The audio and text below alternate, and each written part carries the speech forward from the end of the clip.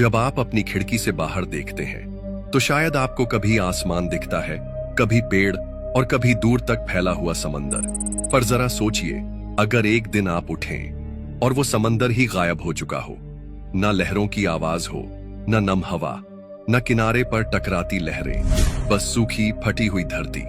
ये कोई कहानी नहीं है, न भविष्य की कल्पना। ये एक ऐसा सवाल है जिसका जवाब अगर कभी सच बन गया तो शायद हम सब इस धरती पर आखिरी बार सांस ले रहे होंगे।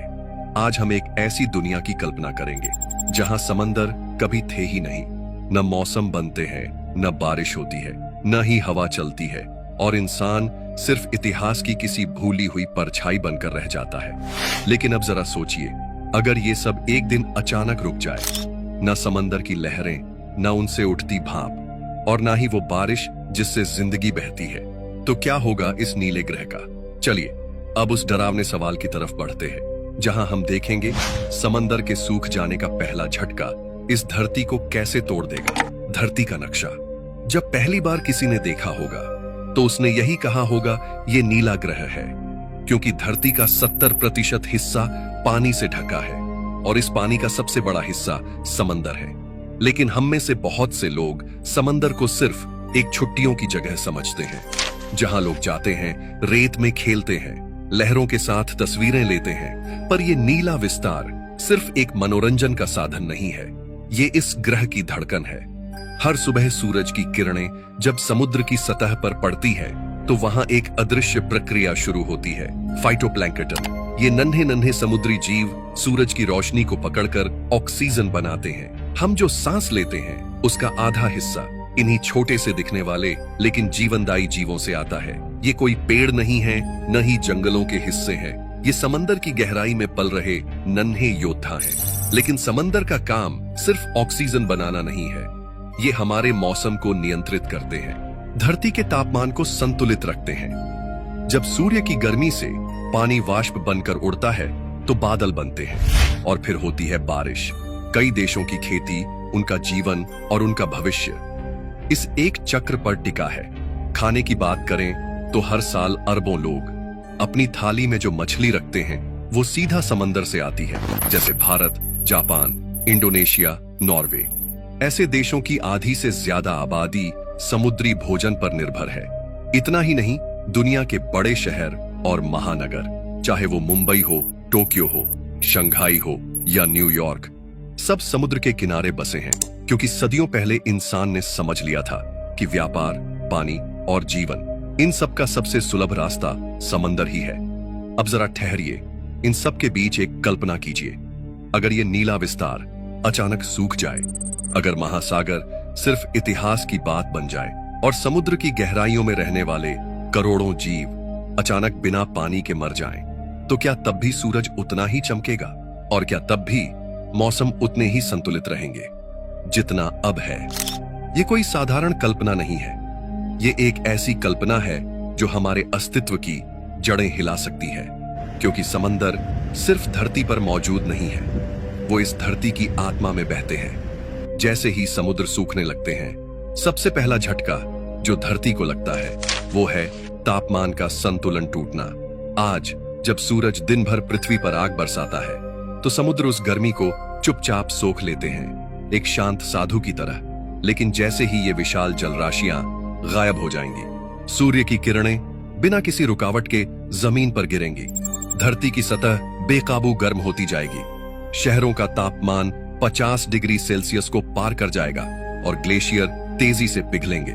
ग्लोबल वार्मिंग अब कोई चिंता नहीं रहेगी, ये एक हकीकत बन चुकी होगी। लेकिन ये सिर्फ शुरुआत है। जैसे जैसे समुद्र सूखेंगे, उनका पूरा इकोसिस्टम खत्म हो जाएगा। 2.2 मिलियन से भी ज्यादा समुद्री प्रजातियां, जिनमें रंग बिरंगे मछलियों से लेकर विशालकाय व्हेल तक शामिल हैं, एक एक करके मरने लगेंगी। समुद्र की लहरों की जगह अब सिर्फ सूखी फटी हुई जमीन होगी और उस पर बिखरी हुई लाशें। मछलियां, ऑक्टोपस, डॉल्फिन, जो कल तक हमारे डॉक्यूमेंट्रीज में जीवन की मिसाल थी, अब एक बर्बादी का सन्नाटा होंगी। और सिर्फ समुद्री जीवन ही नहीं, इंसानी जीवन भी तड़पने लगेगा, क्योंकि समुद्र सिर्फ पानी नहीं थे, वो हमारे वातावरण के सबसे बड़े कार्बन सिंक्स भी थे। जो हर दिन लाखों टन कार्बन डाइऑक्साइड को निगल लेते थे। अब जब वो नहीं रहेंगे तो कार्बन डाइऑक्साइड का स्तर आसमान छूने लगेगा, हवा भारी हो जाएगी, सांस लेना मुश्किल हो जाएगा, खासकर बच्चों, बूढ़ों और बीमार लोगों के लिए।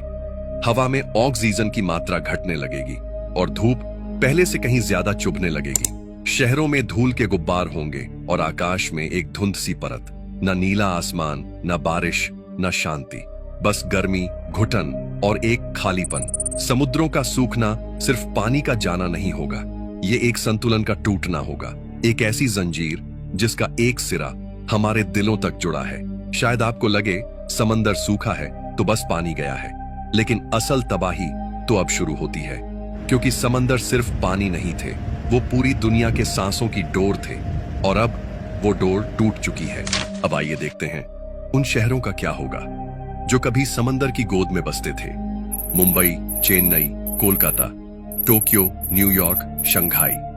ये शहर समंदर के किनारे इसलिए बसे थे क्योंकि यहीं से व्यापार, ट्रांसपोर्ट और खाने पीने की व्यवस्था चलती थी। लेकिन अब समंदर की जगह है सूखी, पथरीली और बेजान जमीन होगी। जहां कभी जहाज तैरते थे अब रेत उड़ रही है, पोर्ट्स बंद हो जाएंगे, कंटेनर जहाजों के आने जाने का रास्ता खत्म हो जाएगा, फिशिंग इंडस्ट्री बर्बाद हो जाएगी। करोड़ों लोग जो मछलियों पर निर्भर थे अब बेरोजगार हो जाएंगे। पानी की किल्लत और भुखमरी सबसे पहले यहीं शुरू होगी। लाखों लोग इन शहरों से निकलना शुरू करेंगे, पर सवाल ये नहीं कि वो कहां से निकल रहे हैं, सवाल ये है वो कहां जाएंगे।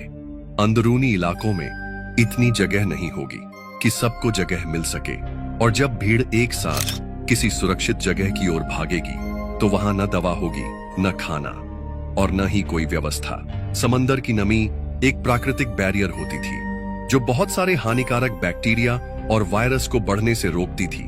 अब जब ये नमी खत्म हो गई होगी तो एक अदृश्य जहर हवा में घुलने लगेगा। मरे हुए समुद्री जीव, सड़ती हुई शैवाल और गंदगी से उठती बदबू, सांस लेना तक मुश्किल हो जाएगा। डॉक्टर इन बीमारियों के नाम तक नहीं जान पाएंगे, क्योंकि ये बीमारियां पहले कभी देखी ही नहीं गई थी। कभी जो शहर जिंदा थे अब वो भूतों का बसेरा बन चुके होंगे। इंसान अपनी ही बनाई तबाही से भागता फिर रहा है और कहीं कोई नहीं होगा जो बचा सके। समंदर के सूख जाने का असर अब सिर्फ पर्यावरण या शहरों तक सीमित नहीं रहेगा। अब बात उस रहस्य की है जो सदियों से समंदर की गहराइयों में छिपा था। जैसे जैसे विशाल महासागर पीछे हटने लगते हैं, उनके नीचे दबी परतें धीरे धीरे उजागर होने लगती हैं। रेत और कीचड़ के नीचे से कुछ ऐसे ढांचे उभरने लगते हैं जिनका वास्तुशिल्प इंसान ने कभी देखा ही नहीं था। टूटे हुए खंभे, पत्थरों की श्रृंखलाएं, सीढ़ियां जो कहीं ना कहीं जाती है, जैसे समंदर ने हजारों साल से किसी रहस्य को छुपा कर रखा हो। कुछ वैज्ञानिक अनुमान लगाते हैं कि इन सूखी जमीनों के नीचे हमें ऐसे शहर मिल सकते हैं जिनका अस्तित्व इतिहास में कभी दर्ज ही नहीं हुआ, जैसे पौराणिक अटलांटिस। शायद वो कोई कल्पना नहीं बल्कि एक डूबी हुई हकीकत थी जिसे समंदर ने अपने सीने में छुपा रखा था। और अब जब पानी पीछे हट रहा है तो सभ्यता के वो अधूरे पन्ने हमारे सामने खुलने लगे हैं। अकेले अटलांटिस ही नहीं, समंदरों के नीचे सैकड़ों ऐसे जहाज मिल सकते हैं जो कभी समुद्री लड़ाइयों में डूबे थे। लकड़ी और धातु से बने युद्धपोत जिनके अंदर समय जैसे थम गया हो। कुछ जगहों पर समंदर के पुराने व्यापारिक रास्तों के संकेत मिलते हैं। सिक्कों से भरे बक्से, पत्थर के बने गोदाम और उन सभ्यताओं के अवशेष जो समुद्रों के किनारे व्यापार करती थीं। कुछ स्थानों पर ऐसे मंदिर भी मिल सकते हैं जो पहले कभी समंदर से दूर थे, लेकिन जलस्तर बढ़ने के कारण सदियों पहले जलमग्न हो गए। उनकी दीवारों पर बने शिलालेख, मूर्तियां और चित्र वैज्ञानिकों को इतिहास के नए सुराग देंगे। और फिर आते हैं वो अजीब और डरावने हिस्से, समुद्री कब्रिस्तान, जहां समुद्री जीवों की हड्डियां, पुराने जहाजों के टूटे मलबे और इंसानों के अवशेष जो समय के साथ सड़ चुके हैं। ऐसे स्थान न केवल ऐतिहासिक दृष्टि से अहम होंगे बल्कि जैविक और जैव विकास से जुड़ी नई खोजों का केंद्र भी बन सकते हैं। यानी अगर समुद्र सूख जाए तो हम सिर्फ पर्यावरणीय आपदा नहीं देख रहे होंगे बल्कि इतिहास की एक नई खिड़की खोल रहे होंगे। तो सवाल ये है, क्या हम उस सच्चाई को स्वीकार करने के लिए तैयार होंगे जो सदियों से गहराइयों में दबी हुई थी? जैसे जैसे समुद्र सूखते जाते हैं, वैसे वैसे एक और अदृश्य संकट धीरे धीरे मानव सभ्यता की जड़ों को खोखला करने लगता है। पानी की किल्लत, ये बात जानकर रूह कांप जाती है कि धरती पर मौजूद कुल पानी का लगभग 97% हिस्सा समुद्रों में था। और अब जब वो विशाल जलराशियां गायब हो रही है, तब पीने के पानी की समस्या किसी एक देश या समाज की नहीं, बल्कि पूरी मानवता की बन चुकी है। अब तक इंसान बारिश पर निर्भर था, लेकिन समुद्र के सूख जाने से वाटर साइकिल ही टूट चुकी है। बादल अब वैसे नहीं बनते और बारिश अब केवल इतिहास की किताबों में पढ़ी जाने वाली एक पुरानी बात बनकर रह गई है।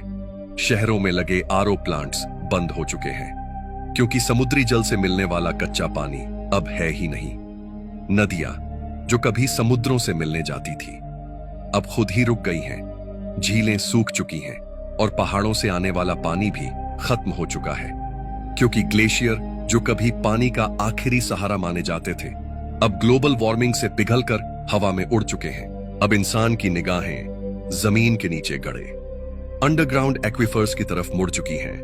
वो पानी जो लाखों सालों से धरती के भीतर जमा था, उसे पाइपों और टरबाइनों से खींचकर जिंदा रहने की कोशिश की जा रही है। लेकिन ये कोई स्थायी समाधान नहीं है।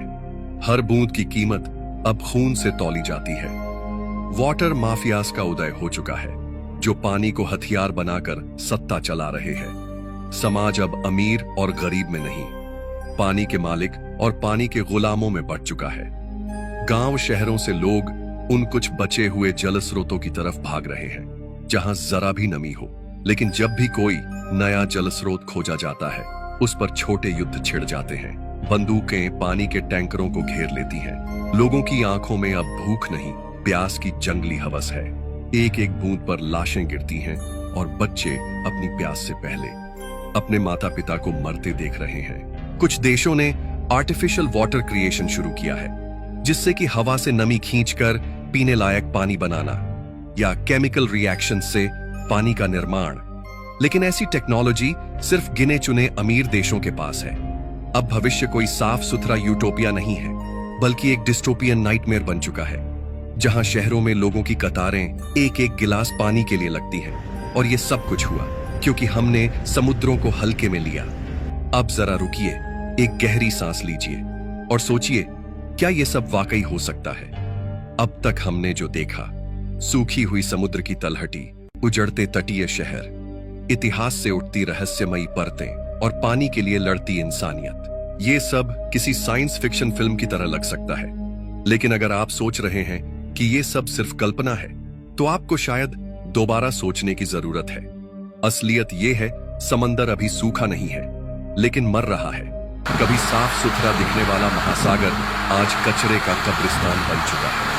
तेल रिसाव, केमिकल डिस्चार्ज और माइक्रोप्लास्टिक्स ने समुद्र की हर लहर में जहर घोल दिया है।